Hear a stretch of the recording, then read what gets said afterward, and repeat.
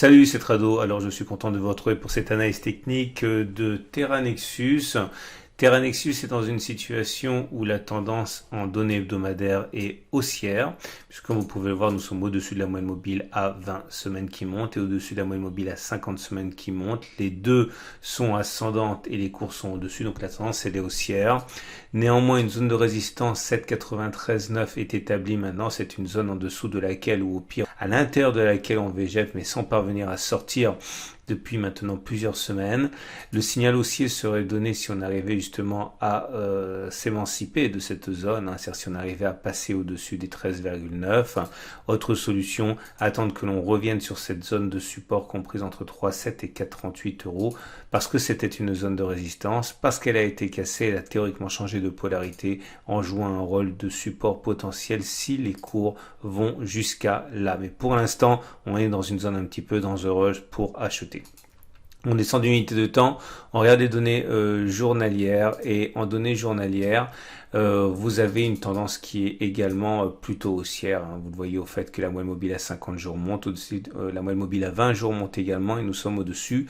Le problème de cette action, c'est que nous sommes justement à l'intérieur de la grande zone de résistance qu'on a mentionnée préalablement, cette zone grise, les 7,93,9, et à l'intérieur de cette zone grise hebdomadaire, on a une autre zone de résistance journalière cette fois, comprise entre 9,78 et 11,2. C'est la zone qui a bloqué les cours et qui les a empêchés de progresser depuis le 26 mai. Donc même si on a les coudées relativement franches pour aller titiller la zone de résistance, il faudra faire très attention lorsque l'on se rapprochera de cette zone, puisque les vendeurs risquent de dégainer assez rapidement.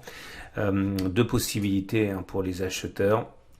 Je pourrais éventuellement acheter au cas où on descendrait sur la zone de support journalière des 5,66,38. Vous voyez que c'est une zone qui a déjà permis au cours de rebondir de manière très claire le 16 avril, mais également un peu avant et un peu après. Donc un signal haussier, une réaction forte dans cette zone m'inciterait éventuellement à prendre des positions acheteurs. Il faudra bien prendre soin néanmoins de mettre un stop au cas où on clôturerait en dessous de cette zone.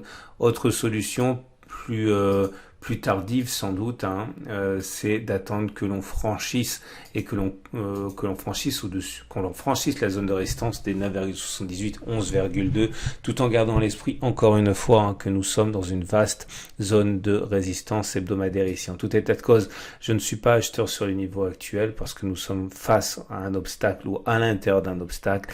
Le ratio gain-risque me semble quand même un petit peu dangereux et ce malgré une belle tendance haussière.